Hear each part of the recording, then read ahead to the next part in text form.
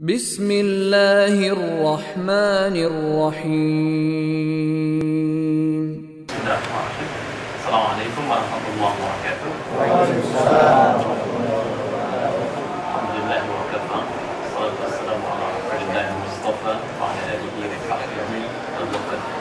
Maaf yang Allah dan seluruhnya Allah berfazal dan taqwa pada Allah. Bapak Ibu sekalian, saudara-saudara, alhamdulillah sore ini kita kembali berjumpa untuk meneruskan kajian kita dan pertama, semoga Allah senantiasa memberikan keberkahan kepada komunitas kita. Bahkan kalau kita mau susun agak mandi Pak, sebenarnya di sana pusat ya. Rangkai nanti ada yang masuk bisa lebih mudah kita pakai space. Apa kalau hari ini banyak misalnya tempatnya satu, saya di luar juga apa-apa.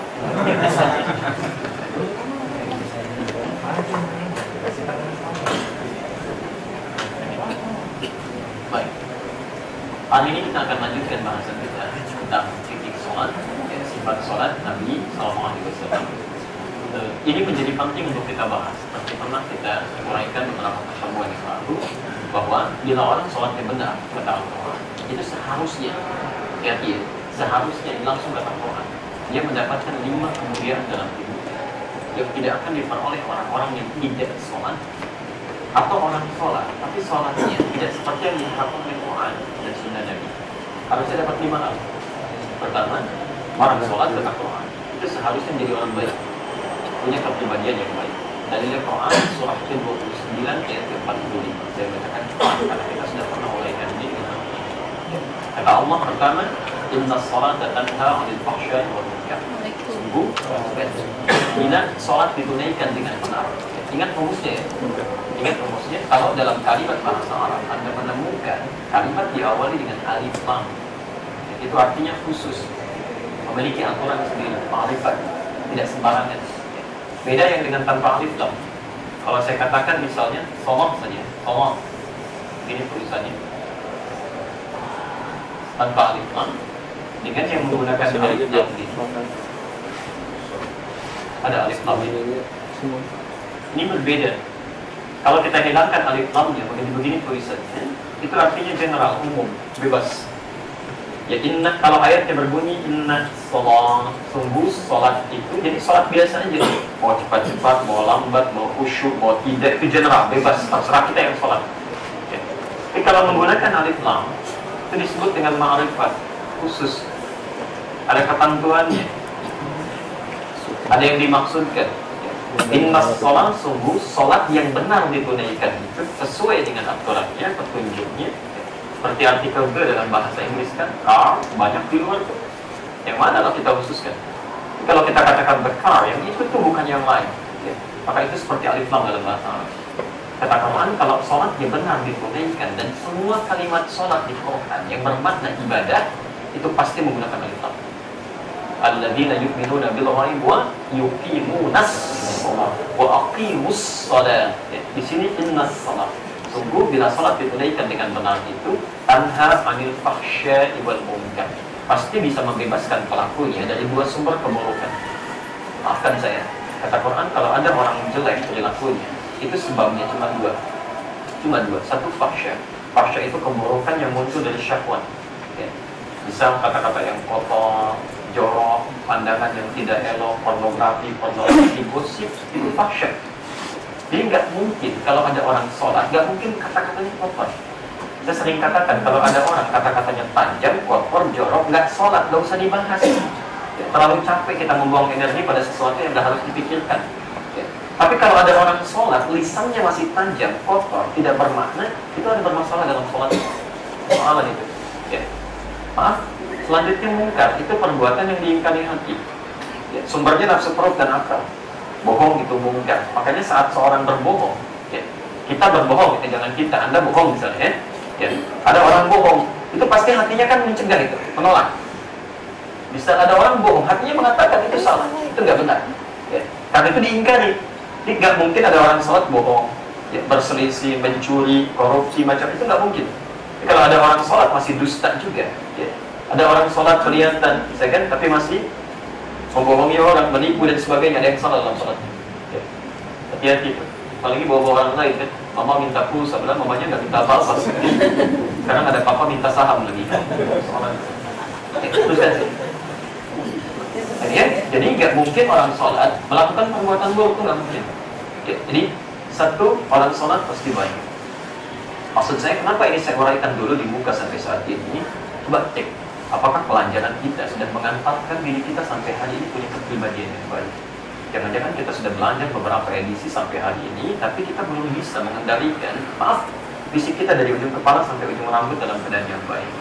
Ya, harusnya tidak harus ada tata tertib yang menjadikan kita baik. Cukup Anda sholat dengan baik, maka lisan kita akan dijaga, pandangan akan dijaga. Tangan ini tidak mungkin, tanda tangan kalau menggantungkan angka yang tidak sesuai dengan apa yang seharusnya kita lakukan. Tidak mungkin. Kaki juga begitu. Maka cek. Kalau saja, bukan hanya di rumah, di kantor perilaku kita tidak seperti yang diharapkan Quran. Di rumah apalagi bisa, atau di jalan, maka ada sesuatu yang belum sempurna dalam sholat kita. Poin pertama. Ya, itu akan ditanya. Itu akan ditanya. Yang kedua, kata Quran, orang kalau sholatnya benar, itu hatinya tenang. Hatinya tenang. Ya. Walaupun ada persoalan, itu biasa. Itu biasa. Ya.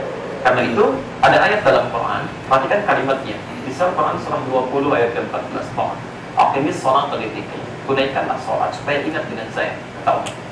Di fungsinya sholat, teman saya uraikan, kalau orang sholatnya benar, itu nyambung dengan Allah. Ingat. Makanya disebut sholat. Sholat itu kan kata silah, nyambung, terhubung. Jadi kalau orangnya benar, sholatnya terhubung dengan Allah. Ya. Kalau sudah nyambung dengan Allah, ingat dengan Allah. Ya. Orang ingat dengan gak ingat kan lain. Ya. Kalau orang ingat Allah kan merasa terawasi. Jadi kalau orang bicara ingat Allah, tidak mungkin dia berbicara yang tidak Allah suka. Karena dia tahu, saya sedang ingat Allah nih. Ya. Dia mau dusta, takut Allah tahu. Ya. Gak mungkin orang masuk ke masjid, sholat, keluar dari masjid, dia ingat Allah. Gak mungkin ketukar sendal, ketukar sepatu, itu gak mungkin. Ya. Jadi begitu dia mau gunakan, dia ingat Allah. Takut kalau salah menggunakannya. Dia ingat. Ya. Makanya orang yang ingat Allah, salah satunya kata Quran, dijawab di Quran surah ke-13 ayat 28. Ala bidzikrillahi, kenapa engkau harus zikir kepada Allah? Ala bidzikrillah. Kalau kita ingat dengan Allah, dengan benar, tatma'innul qulub, dijaga hati, pasti tenang. Tenang, tenang. Ya. Cek sampai hari ini, saat di jalan mendapatkan macet, ya, apakah lebih banyak gelisahnya atau tenangnya? Baik. Biasanya kalau sholat lebih bagus, ada perubahan tuh. Kasih masalah, bukan saya mengeluh. Kita sudah pernah bahas. Mengeluh tidak menyelesaikan persoalan. Dikasih macet, alhamdulillah. Memang nggak ada jalan lagi, sudah. Bismillah. Setiap hari bermanfaat, dengarkan Quran, bisa baca, kerjakan macam-macam. Selesai masalah. Ya. Tiga, orang kalau sholatnya baik, pasti dijamin oleh Quran. Kata Al-Quran sederhana. Hidupnya dijadikan lebih mudah. Diurai persoalan, mudah hidupnya, rezekinya melimpah. Mudah, rezeki melimpah. Insya Allah. Dalilnya Quran surah ke-65 Al-Talaq ayat 2 dan 3, ditafsir di Al-Baqarah ayat 2 dan 3. Perhatikan kalimat ini, teori yang sangat dalam dia. Menurut saya ini luar biasa bagi kita orang Islam, karena cuma kita yang punya. Ya, cuma kita yang punya. Saya mengajarkan ini sebelum ke sini, itu hampir di 3 perusahaan. Ada, kita punya teori manajemen sukses dalam Al-Quran. Kita ajarkan, ini puncaknya, dan ini berlaku hanya untuk orang Islam. Ya, luar biasa. Perhatikan kalimatnya. Wa man yattaqillaha yaj'al lahu makhraja. Siapa yang meningkatkan takwanya kepada Allah, maka persamaannya, kesulitan yang dia alami dalam hidup akan diurai, lebih mudah hidupnya. Saya selalu katakan, kita, saya, Anda yang saat ini duduk misalnya dengan tenang, nyaman, ya tenang, belum tentu nggak punya masalah. Sebelum turun ada pekerjaan yang belum selesai, di rumah ada masalah, ada persoalan, belum tentu kita tidak punya persoalan. Nah, kata Allah, kalau kita tingkatkan takwa, itu masalah akan diurai. Pelan-pelan. Yang menarik begini, pasti akan ditemukan dalam hidup kita masalah yang tidak selesai dengan tenaga, dengan sains, ya, dengan materi, kok nggak selesai-selesai gitu. Nah, kalau Anda temukan masalah nggak pernah tuntas, padahal ikhtiar sudah maksimal, coba cek ininya, takwanya. Takwanya cek. Ya, barangkali masalahnya di sini. Nah, sekarang kita bertanya pada Allah, ya Allah, kalau saya ingin tingkatkan takwa, mulainya dari mana? Maka dijawab di Al-Baqarah ayat 2 dan 3. Dzalikal kitabul la raiba fihi hudan lil muttaqin. Orang takwa disebut muttaqin. Nah, muttaqin ini ketika akan meningkatkan takwanya, alladzina yu'minuna bil ghaib wa yuqimunas shalah. Setelah dia yakin kepada Allah, oh mungkin ini dengan Allah yang saya belum selesai, yakin dengan itu. Lalu dia mulai yuqimunas shalah, dia sempurnakan salatnya. Yang kemarin belum jamaah, sekarang jamaah. Kemarin belum sholat sunnah, sekarang tingkatkan. Kemarin belum tahajud, sekarang coba bangun. Anda tidak percaya silahkan. Yakini itu, coba tambah kuantitas dan kualitasnya, maka akan terjadi perubahan dalam diri kita. Ya, insya Allah. Dan rezeki akan dipermudah. Ini sudah janji Allah. Tapi lakukan dengan yakin. Kalau kita ragu nggak dapat juga. 4, saya percepat. Orang yang benar salatnya, ini belum kita bahas kebahasan ini.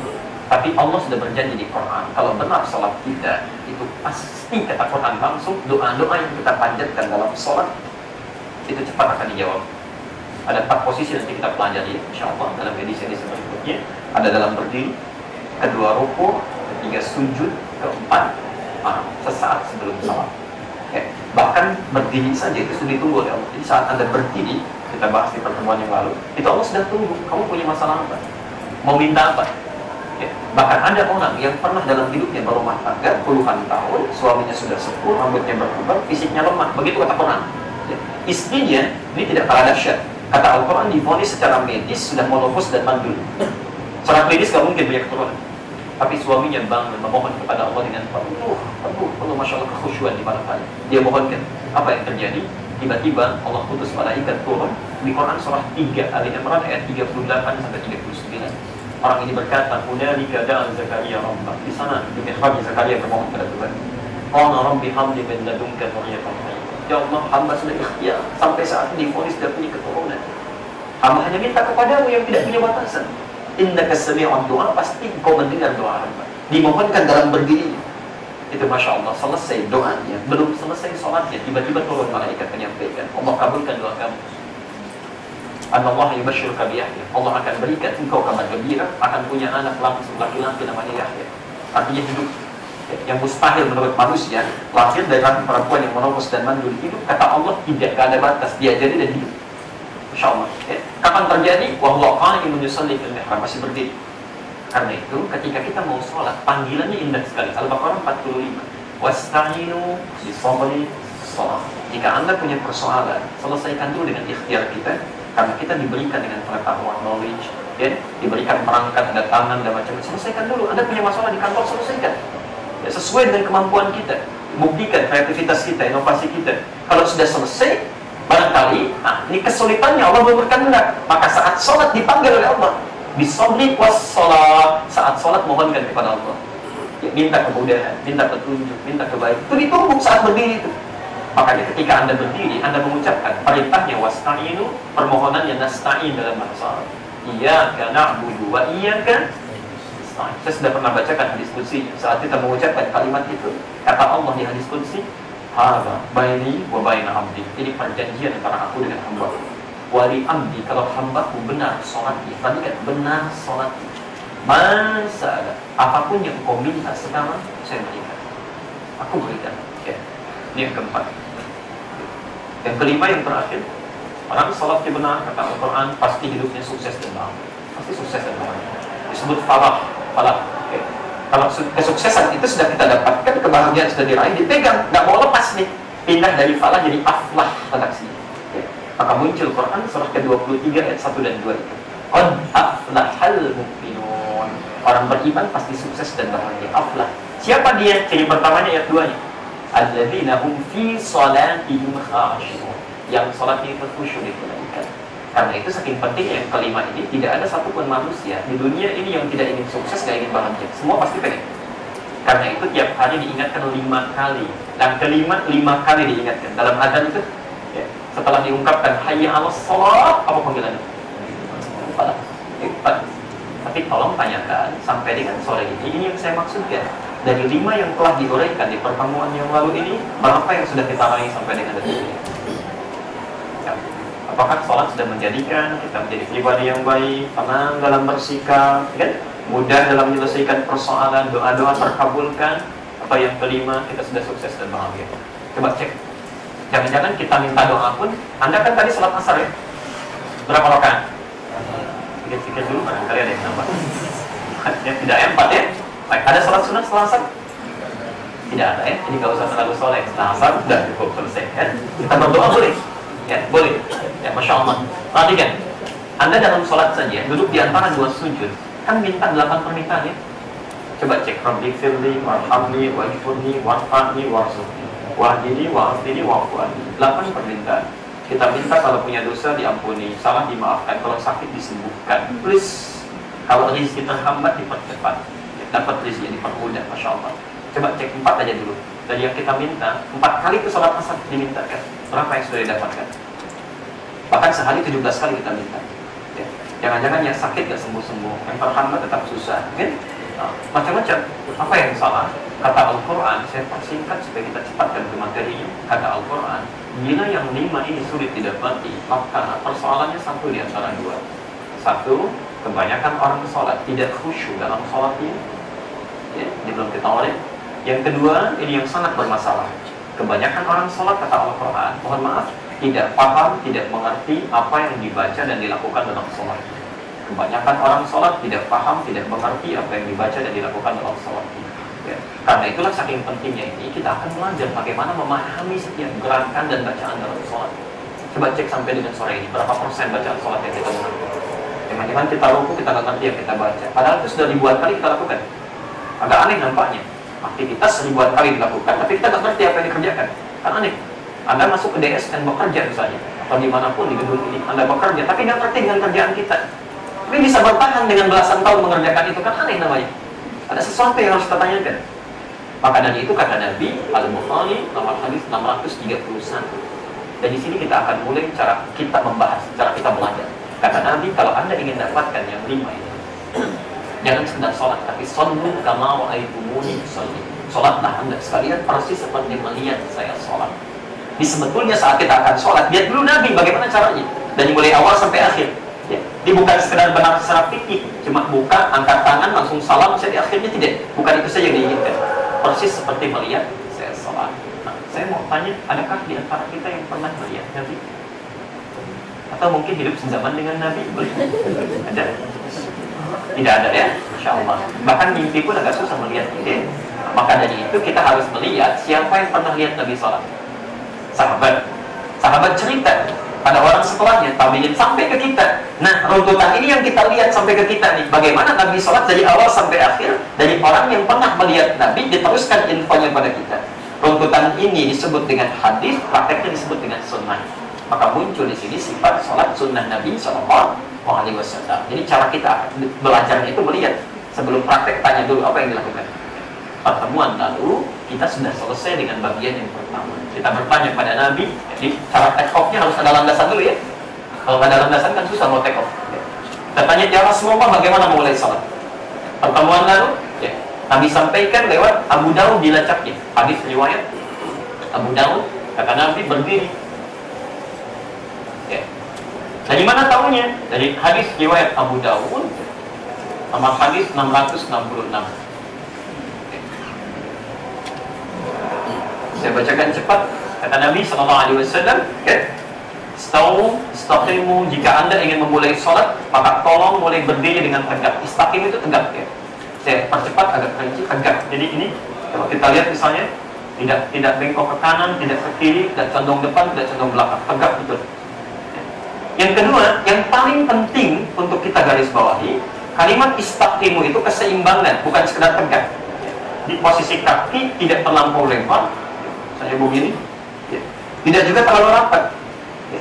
Karena istaqimu dalam bahasa Arab itu posisi kakinya dipahami sejajar dengan bahu atau pinggul, turunkan ke bawah. Seimbang, saat berdiri seimbang. Ya. Ini ya. Kalau kita turunkan dari atas ke bawah, kurang lebih begini, sejajar dengan bahu. Ya. Nah, kalau Anda sholat sendirian, yang penting badannya tegak, kemudian kakinya menghadap ke arah kiblat, bagaimanapun posisinya, ini sudah sah berdiri. Tidak ada masalah. Tapi ketika Nabi meminta kita sholat berjamaah, itu ditambah kalimat istau, ya, lurus dan rapat. Istau itu lurus rapat. Ternyata yang diperhatikan oleh Rasulullah, satu posisi kaki. Kita perhatikan. Satu, lihat. Ini posisi kakinya. Jadi kalau Anda sholat misalnya berjamaah, saya sudah pernah bahas nih, jadi saya cepat saja. Ya. Kita kan ada dua kemungkinan ya. Pertama, kakinya itu miring, jadi kan keluar, depannya keluar. Ya, mohon berkenan, Mas bisa ke depan sebentar dengan saya di sini. Oh, kita tidak akan gantian ya, cuma untuk praktekannya. Kakinya terbuka. Nah, ya. Ini kan ada yang begini yang pertama kali ya. Ya, kakinya seperti ini. Jadi yang rapat yang depannya. Ibu kelihatan dari belakang? Kalau kita naik ke situ kelihatan nggak? Kelihatan. Kelihatan. Baik, kalau nggak kelihatan, ya sih nanti kita naik pas silakan. Silakan.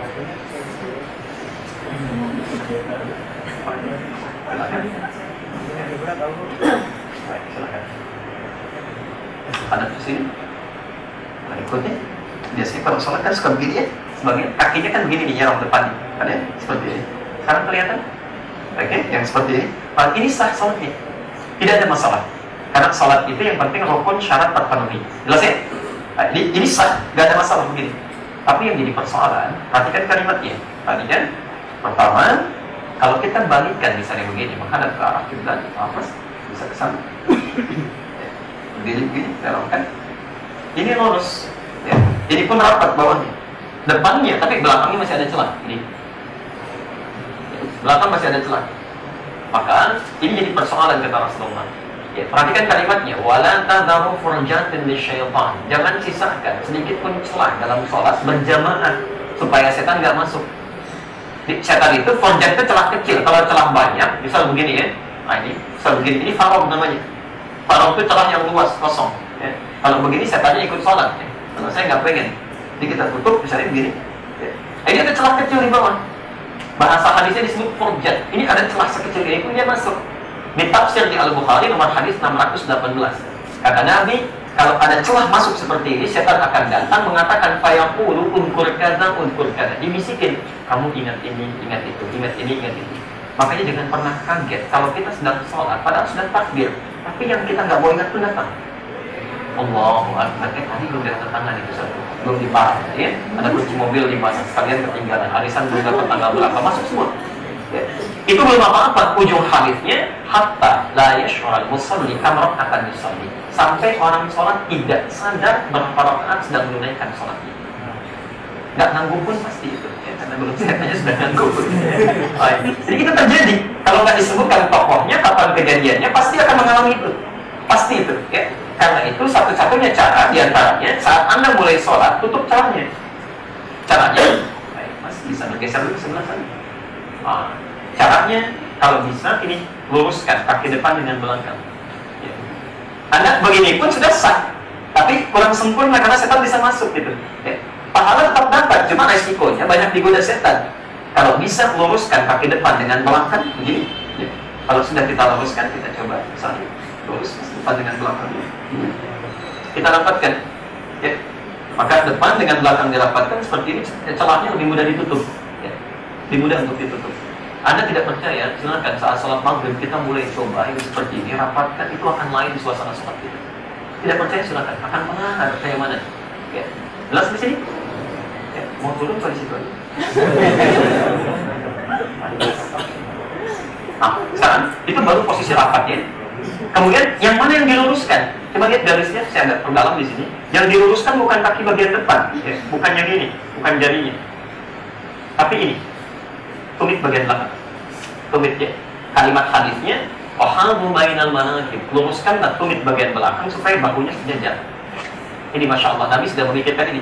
Jadi kalau Anda luruskan kaki bagian depan, kan lihat posisi kaki macam-macam ini ukurannya. 39, 41, 38. Kalau kita luruskan kaki bagian depan, pasti bahunya bengkok. Udah pasti ini. Jadi kalau Anda paskan garis bagian belakang, tumitnya lurus, bahunya akan sejajar. Jelas di sini? Oke, jadi nanti kita coba rapatkan bagian belakang yang diluruskan, posisinya akan enak, ya kan? Tapi ingat ujung hadisnya, walayyinu bi aidi ikhwanikum. Serapat-rapatnya kalian jangan sampai menyebabkan tangan saudaramu susah bergerak. Sampai dengan rapat sampai tempel, itu harus susah. Nah, itu kita tidak tepat. Kata Nabi jangan terjadi, jangan terjadi. Ya, jelas di sini? Baik. Ya. Untuk menambah kekhusyuan, itu terlalu khusyuk, diberantakan. Kita teruskan. Nabi kami sudah berdiri, ya, kami sudah berdiri, sudah siap, sudah menghadap ke arah kiblat, kami siap untuk sholat. Apalagi yang dilakukan? Apalagi? Nah, kita tanya dulu sama Nabi. Karena Nabi yang minta, kita tanyakan, ya Rasulullah sudah siap, apa yang dilakukan? Maka dijawab oleh Rasulullah SAW, mulailah kalian dengan bertakbir. Takbir. Dari mana tahunya? Saya tulis dulu dengan rumput, ya, terkait dengan ini. Satu masih ada di Abu Daud, hadis riwayat Abu Daud nomor hadis 618 di kalian, dan nomor hadis 857 Kemudian caranya bagaimana ya Rasulullah? Ada di Al-Bukhari, nomor hadis 735. Bagaimana posisi telapak tangannya Rasulullah? Ada di Ibnu Khuzaimah, nomor hadis 459. Ada nggak cara lain? Ada di An-Nasai, nomor hadis 1101. Menghadap kemana telapak tangannya ya Rasulullah? Bisa kita temukan di Al-Baihaqi, punya kitabnya bagian yang kedua 27, bisa ditemukan di Al-Albani nomor hadis 2338. Baik, saya tahu nggak akan dilihat tulisan Bukhari juga belum tentu dilihat di kitabnya, tapi setidaknya kita tahu informasinya, ya. Tahu, jadi menenangkan kepada kita dalam beribadah, kuat dalam argumentasi, dan kalau dipersoalkan kita bisa jawab. Kok Bapak takbirnya begitu? Bisa ditemukan di Al-Bukhari nomor hadis 735. Nah, lihat juga enggak gitu ya. Cuma pernah disampaikan dan kita dengar itu. Tahu. Ini dicek insya Allah sama. Insya Allah sama. Mari kita lihat. Pertama kata Nabi bertakbir. Ya. Takbir yang dimulai dalam sholat pertama kali disebut takbir apa? Takbiratul? Tahu dari mana? Dari hadis. Kita lihat. Baik, sudah. Kita sekarang bikin kesepakatan ya. Kalau tidak tahu katakan wallahu a'lam. Oke? Malaikat ditanya oleh Allah, dijawab Al-Baqarah 32. Qalu subhanaka la ilma lana illa ma 'allamtana. Ya Allah, kami enggak tahu, cuma Kau yang tahu. Sahabat ditanya oleh Rasulullah, dijawab Allah wa Rasulullah a'lam. Ya. Jadi ini bukan malaikat, bukan sahabat, ditanya semua tahu. Tidak ya, malaikat ditanya tidak tahu, Allahu a'lam. Sahabat ditanya tidak tahu, Allahu a'lam. Kita bukan malaikat, bukan sahabat, ditanya tidak tahu, katakan apa? Allahu a'lam. Jadi takbir pertama dalam sholat disebut takbir apa? Sudah ribuan tahun ada takbir Allah alam, baru di desa ini ada takbir namanya takbir Allah alam. Kalian disebut dengan takbiratul ihram. Tahu dari mana redaksinya? Dari Nabi istilahnya. Kita bukan di hadis riwayat Abu Dawud hadis 618. Saya bukan dulu, saya kembalikan. Perhatikan kalimat Nabi. Miftahus shalah. Jika Anda ingin memulai sholat, kuncinya al-wudu, sempurnakan wudu. Lantas Anda berdiri tadi kan? Nah, sekarang lihat, kalau sudah wudu, sudah bagus, sudah berdiri, itu sudah kita bahas. Wa tahrimuha at-takbir. Di kalimatnya wa tahrimuha at-takbir. Dari kata ini nanti muncul kata ihram. Wa tahrimuha at-takbir.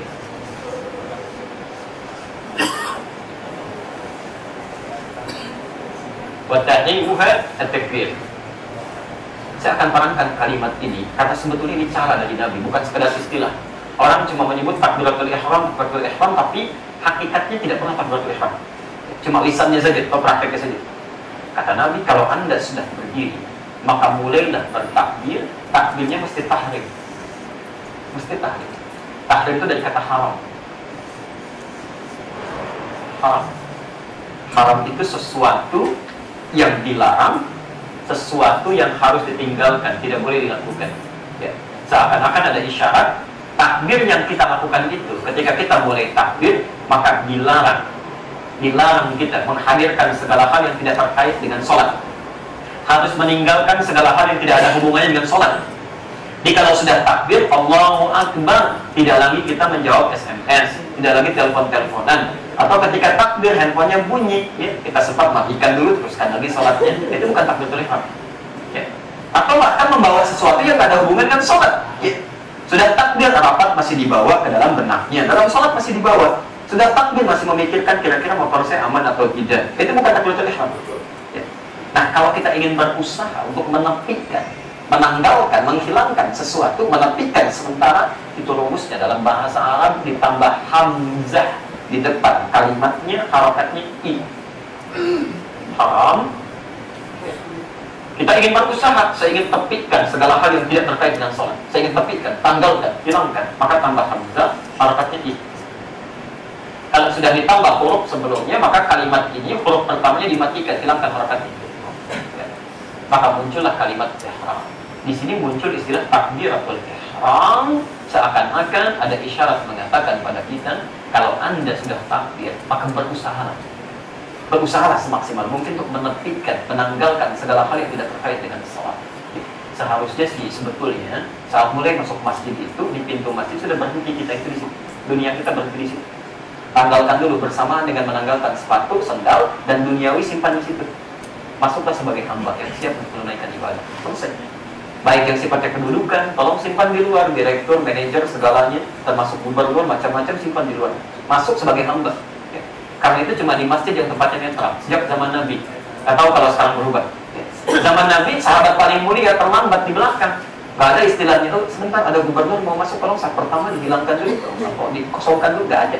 Terlambat ya sudah, saat berikutnya. Karena jadi hamba kita. Nah, jadi kalau Anda ingin khusyuk bersamaan dengan takbir, nanti kita akan pelajari saat tangan diangkat itu kan. Dunia tapi kan tanggalkan, buang urusan dunia ke belakang. Kamu buang. Gak usah dibawa-bawa, buang. Tapi kan, ya Rasulullah, yang jadi masalah, kami ingin menepikan dunia, menanggalkan dunia. Cuma masalahnya dunianya nggak mau keluar. Kita ingin tepikan, nggak mau mikirin rapat, rapatnya ada di kepala. Nggak mau mikirin dunia, dunianya ada di kepala. Bagaimana cara menghilangkannya? Maka disambungkan dengan hadis berikutnya yang tadi kita tulis ya, Abu Daud nomor hadis yang nomor 857 kayak ini. Ya.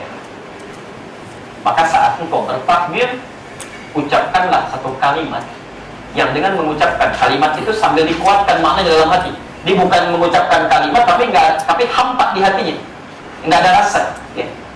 Cuma di agama Islam, di Quran teorinya ketika kita mulai goyah, ragu, itu bisa mengucapkan kalimat untuk menguatkan takkid ya.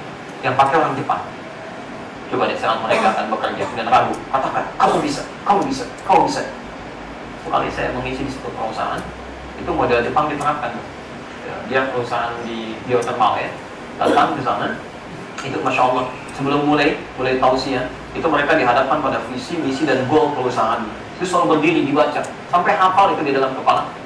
Jadi ada yang hafal di luar kepala, ada yang hafal di dalam kepala. Itu begitu melihat langsung ikut tahu begini. Jadi saat kerja itu visi misinya seakan-akan ada di benaknya, itu. Dia punya teorinya kita disebut dengan qaul namanya. Qaul. Jadi ketika kita mengatakan itu sambil dihayati ke dalam jiwa. Kata Nabi, kalau kamu ingin takbir dengan benar, tanggalkan dunia sambil diucapkan saat takbiratul ihram itu kalimat Allahu Akbar. Ya. Thumma yaqulu di hadisnya Abu Daud nomor hadis 857, kemudian dia tanamkan ke jiwa, dia yakinkan Allahu Akbar. Allahu Akbar. Kalimat. Makanya nggak boleh dirubah ya. Nama Allah kan banyak. Ar-Rahman, Ar-Rahim, Al-Quddus. Nggak boleh takbir misalnya Allahul Quddus, Allahur Rahman, itu nggak bisa. Harus pakai yang ini. Karena ada makna di sini. Ada kalimat yang harus kita hayati, kita tanamkan dalam jiwa. Kalau ada sesuatu yang istimewa, spesial, besar, agung, itu dalam bahasa Arab disebut dengan kabir. Kabirun. Bos besar, mudir kabir. Rumah besar, baik kabir. Istimewa, kabir. Maaf, kadang-kadang yang menyulitkan kita untuk khusyuk karena kita banyak pikiran, karena menganggap itu istimewa, penting. Di prioritasnya keluar, bukan ke dalam sholat. Ya, kalau Anda memprioritaskan sesuatu dianggap penting, pasti bisa kita kerjakan tuh dengan sangat baik. Ya. Masuk jam berapa kerja? Jam 8. Pulang jam? Oke, jam 5. Sekarang masuk jam 8 karena Anda anggap prioritas pekerjaan ini satu yang sangat prioritas. Bahkan kita bisa berangkat jauh-jauh hari sebelum berangkat gelap, bahkan pulang pun gelap. Bahkan bisa datang ke kantor jam 7:30. Karena jadi prioritas. Dan dipikirkan karena prioritas. Ya. Sesuatu yang tidak terlalu jadi prioritas, mohon maaf, kadang-kadang itu terabaikan. Ini gampang, kalau melihat seseorang ya, atas kerjanya kurang bagus, kurang jadi prioritas, lihat aja. Dari kedatangannya, dari sikapnya, dari segalanya. Dengan wajar dilakukan itu, maka ada persoalan. Sama, adzan subuh jam 4:05 misalnya, 4:05. Kalau dia jadikan prioritas, Masya Allah, 3:30 sudah tiba. Siap-siap, bikin dia tunggu itu, Masya Allah. Kalau yang standar, 4:05 dipanggil, 4:05 dia bangun. Biasa, itu standar. Ya, sesuai dengan standar. Yang jadi masalah dipanggil 4:05, bangun jam 5:04. Dan belum kepikiran sholat. Nah, ini persoalan. Ya. Maka sesuatu yang istimewa itu disebut dengan kabir. Nah, kalau ada yang lebih istimewa, lebih harus dipikirkan, lebih dibanding yang lain, superlatif maknanya. Maka dalam bahasa Arab tambah hamzah tapi harokatnya fathah. Formulanya berubah menjadi akbar. Akbar. akbar, lebih dibandingkan dengan ini. Ini tafsir dari Quran surah ke-2 Al-Baqarah ayat ke-46. Alladzina yadhunnuna annahum mulaqu rabbihim. Kalau Anda ingin khusyuk sulit dilakukan, begitu saat takbir rasakan, tanamkan pada jiwa kita, sekarang kita berhadapan dengan Allah yang maha dari segalanya. Maha dari segalanya. Jadi saat kita bawa kedudukan kita misalnya, oh saya seorang pimpinan, saya seorang pejabat, macam-macam, begitu sholat, dibawa sikap itu, maka di hadapan kita ada yang lebih besar dibandingkan kita, lebih istimewa.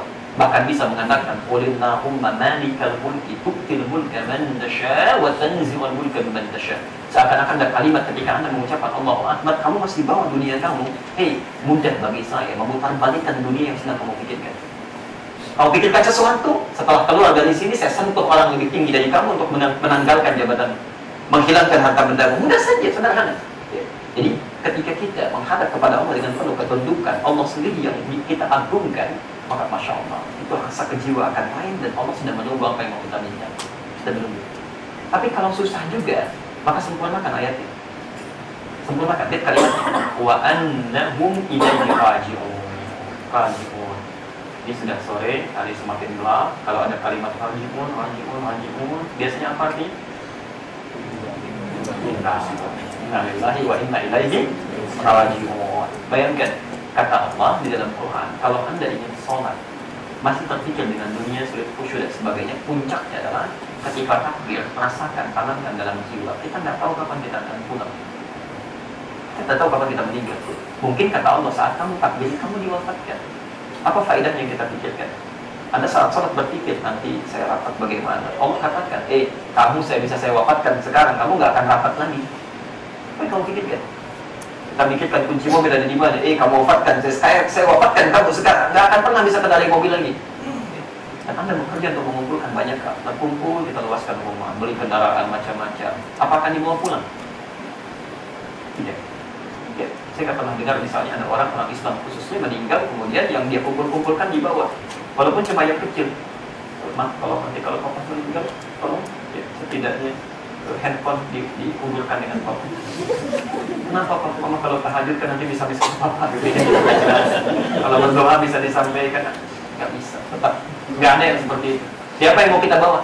Sama kebaikan kita, maka jadikan Allah yang paling tinggi ini. Jadi kalau Anda sudah sulit khusyuk, bayangkan barangkali sekarang saya wafat di sholat terakhir saya, itu akan lebih luar biasa. Nggak percaya silakan, silakan lakukan. Baik ya. Jelas di sini? Sekarang mari kita mulai. Jangan semua kalau cuma kata-kata saja. Biasanya kalau tidak didorong dengan kata, ya itu agak kurang melahirkan energi, melahirkan kekuatan. Apakah ada gerakan tidak? Atau cuma bacaan saja? Takbir, Allahu Akbar, ya. Atau ada gerakan yang lain? Tapi mengatakan tidak. Ucapanmu itu mesti didukung dengan gerakan yang memberikan makna. Angkat tanganmu, buang urusan dunia ke belakang. Ketika kita mengatakan Allahu Akbar, Allah yang paling hebat, yang paling agung, dunia kita buang. Dunia kita buang. Gimana cara mengangkatnya? Al-Bukhari nomor hadis 735. Anda tadi sudah tulis. Karena Nabi sallallahu alaihi wasallam adalah Nabi sallallahu alaihi wasallam idza fataha shalah, apabila membuka salat dalam bertakbir, perhatikan kalimatnya, rafa'a yadayhi hadwa mankibaihi. Beliau mengangkat tangannya ya, sejajar dengan bahunya. Ini yang pertama. Ya. Pelan-pelan. Ini cara pertama. Jadi saat Anda bertakbir, ya, mengucapkan Allahu Akbar itu bisa tangannya diangkat. Posisinya sejajar dengan bahu. Ini yang pertama. Sejajar dengan bahu. Jadi di sini. Ya, di sini. Jelas di sini? Baik, baik. Yang selama gimana posisi telapak tangannya? Jemarinya, ya. Kan kita Nabi mengatakan cuma diangkat. Apakah mengangkatnya begini, atau tangannya begini, atau menutup begini? Ya. Kok bisa tiba-tiba orang digambar ini begini posisinya? Dari mana tahunya? Maka dijawab oleh Rasulullah di hadis riwayat Ibnu Khuzaimah nomor hadis 459. Tadi Anda sudah tulis. Ya. Posisi jemarinya kata Nabi. Artikan yang pertama, tidak terlampau renggang begini. Ya. Walam yang lemah, tidak juga terlampau rapat begini. Ya. Masih? Jadi tidak begini misal rapat, ya. Tidak juga begini lebar. Kadang-kadang ada yang begini, sakit khusyuk gitu begini. Nah, itu kurang tepat. Ya. Saya tidak menemukan dari ini, bukan menyalahkan, tapi belum menemukan. Jadi kalau ada yang menemukan, silahkan kita diskusikan. Ini cukup diangkat, terulur, tangannya tidak lebar, tidak rapat, tidak terlampau rapat, cukup kita terulur biasa sini. Jelas di sini? Masih? Baik. Alternatif yang selanjutnya, An-Nasa'i nomor hadis 1101. Ya. Kalau sulit melakukan yang begini, maka boleh kita senyamannya melakukan yang kedua, yaitu mengangkat telapak tangannya yang jempol ini sejajar dengan daun telinganya. Sini. Ya. Bahkan boleh menempel, sah hukum sejajar atau menempel di An-Nasa'i nomor hadis 1101. Ya. Ini bagian nomor 2. Kata Imam Asy-Syafi'i, bagi perempuan akan dipandang lebih baik jika mengambil yang kedua, yang ini. Bagi perempuan, nempel di sini. Ya. Tapi ibu mesti lihat dulu, hati-hati ya. Mesti lihat. Ini maksudnya di zaman beliau, zaman Asy-Syafi'i, pakaian kan nggak seperti sekarang. Nggak seperti sekarang. Ada mukena, ya, ada lebih longgar, abaya dan sebagainya. Khawatirnya ketika bertakbir, ya diangkat begini, sebagian orang tersingkat. Ya, karena pendeknya hijab yang ada. Karena itu beliau meminta untuk perempuan itu rapat, ngambil yang ketiga, nempel di sini. Tapi kalau sudah ada mukenanya, ya, kemudian pakaian lebih longgar dan sebagainya, maka akan lebih baik juga. Sama saja, silahkan pilih mana yang paling nyaman. Karena hadisnya setara semuanya. Ya. Sama dengan laki-laki, boleh sejajar dengan bahu, boleh sejajar dengan daun telinga atau nempel. Tapi yang paling penting, ketika Anda mengangkat, bukan diharapkan cuma takbir saja, tidak. Rasakan kalimatnya, tanamkan dalam jiwa dan buang urusan dunia ke belakang. Hadapkan kita dengan aman. Kalau kita sudah menunduk, lalu pasrah kepada Allah, maka disitulah kemudian Allah akan menunggu apa yang kamu mintakan. Ya. Jelas di sini? Baik. Kalau jelas, saya akan cepat ke bagian kedua terakhir. Nanti setelah itu, kalau Anda masih waktu untuk pengantar ke maghrib, silakan kalau tanya. Kalau tidak, nanti saya tawarkan kita akan sholat maghrib. Saya berikan hari ini untuk Anda kalau setelah maghrib ingin bertanya hal yang terkait dengan materi atau tidak terkait. Jelas di sini? Baik. Sekarang pertanyaan pertama saya, mana yang didahulukan? Apakah mengangkat tangan dulu atau takbir dulu? Jadi pertama angkat tangan gini, lalu takbir Allahu Akbar, atau takbir dulu Allahu Akbar baru angkat tangan, atau bersamaan mengangkat ucapkan Allahu Akbar. Ingat perjanjiannya, kalau tidak tahu katakan Allahu Akbar. Yang angkat tangan dulu mana? Yang takbir duluan boleh angkat tangannya. Yang bersamaan, oh kebanyakan Allahu Akbar. Kebanyakan Allah. Baik, tiga-tiganya boleh sah hukumnya.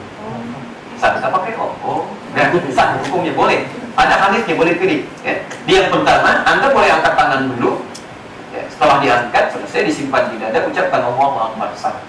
Atau ucapkan dulu Allahu Akbar baru diangkat, sah. Atau ini agak lebih baik, ya. Bersamaan angkat, ucapkan Allahu Akbar, sah. Kenapa tiga cara ini muncul? Ini khususnya kaitan dengan sifat imam dalam sholat berjamaah, kaitannya dengan makmum. Ya. Satu, tolong catat betul nih ya. Ya, pahami betul. Isyarat makmum untuk mulai bertakbir dan merubah gerakan, baik ke ruku, ke sujud dan sebagainya, itu bukan karena melihat gerakan imam, tapi mendengar bacaan imam. Jadi di saat imam bertakbir, walaupun tangannya sudah diangkat begini misal, tapi lisannya belum mengucapkan Allahu Akbar, kita belum boleh takbir. Ya. Jadi kalau kita sudah takbir duluan, misalnya itu mendahului imam. Ya, harus ulangi. Dengarkan imam ketika mengucapkan Allahu Akbar, baru kita bertakbir. Jelas ya? Supaya ada keselarasan, kekompakan. Jadi kalau yang dilihat gerakan imam, nanti nggak akan selaras ke belakang. Yang melihat kan yang depan, yang belakang nggak kelihatan. Ya. Dalam takbir itu masih biasa. Yang jadi masalah nanti saat ruku, saat sujud. Kadang-kadang ada imam-imam tertentu yang mendahulukan gerakan dibandingkan dengan bacaannya. Khususnya imam-imam sepuh. Sudah sepuh. Itu paham. Kalau paham fikih sholat, begitu mau bergerak, nggak akan bicara dulu. Tolong dulu. Mau ruku, kalau dari belakang sudah mikir kapan mau selesai rukunya. Nah, pertengahan dekat-dekat baru Allahu Akbar, baru di belakang ruku. Ya. Dikhawatirkan kalau diucapkan duluan Allahu Akbar, yang muda yang di belakang bukan yang depan, yang dengar bacaan dia langsung ruku. Ya, padahal imamnya belum turun. Jadi masalah. Ya. Jelas di sini. Maka yang didahulukan adalah oleh imam, yang jadi patokan untuk makmum adalah kalimatnya bukan gerakannya. Jelas? Terakhir, dan kita tutup di sini, 10 menit lagi akan azan maghrib. Yang terakhir, berapa panjang bacaan takbir dalam kalimat Allah? Apakah 2 harakat pendek? Allahu Akbar.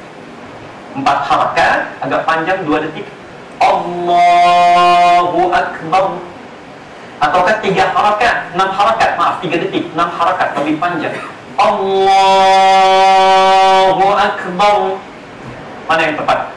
1 detik, 2 detik, 3 detik. Alhamdulillah.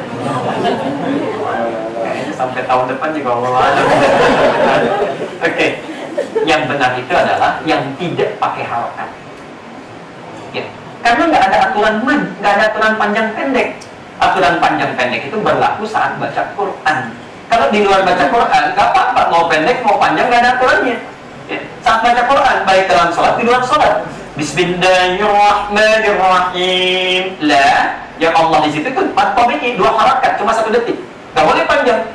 Bismillahirrahmanirrahim. Walaupun lagunya bagus, tapi hukumnya salah. Keliru. Mesti pendek. Alhamdulillahirrabbilalamin. La, pendek 2 harakat saja. Tapi di luar bacaan Quran itu bebas sepanjang nafas yang bisa kita keluarkan.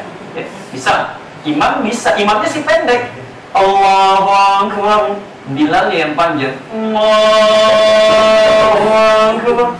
Ya, di Masjidil Haram kan gitu ya. Imamnya pendek, belakangnya yang panjang. Ya. Adzan itu nggak ada aturan. Ya, yang pertama, Allahu Akbar, Allahu Akbar. Nah, 2 harakat 1 detik. Begitu bagian kedua, Allah tuh sampai mau ke ujung nafas. Ya. Nah, sampai habis, kalau habis selesai. Begitu orang katakan ya, sampai habis nafasnya selesai itu. Udah sampai sini? Jadi silakan sesuaikan. Kalau Anda jadi imam, para ayat kan kalau di masjid jadi makmum umumnya. Tapi ke rumah kan jadi imam. Sesuaikan dengan aturannya. Begitu yang pendek, singkat aja. Mau ruku pendek, Allahu Akbar pendek. Mau sujud panjang, Allahu Akbar, sesuaikan. Ya. Jelas sini? Baik. Kalau sudah jelas, kita cukup dulu ya, karena waktu sholat sudah tiba. Ya, kita sholat dulu, kita praktekkan sholat maghrib. Saya ingin ambil kesepakatan dulu. Apakah setelah sholat ada yang mau disampaikan? Tanyakan. Kita buka sesi lagi maksudnya. Ada? Baik. Jadi kita buka sekitar 15 sampai 20 menit setelah sholat ya. Kita cukupkan setelah itu. Baik. Subhanallah hamdika asyhadu an la ilaha illa anta astaghfiruka wa atubu ilaik. Yang puasa silakan batalkan dulu ya. Assalamualaikum warahmatullahi wabarakatuh. Waalaikumsalam.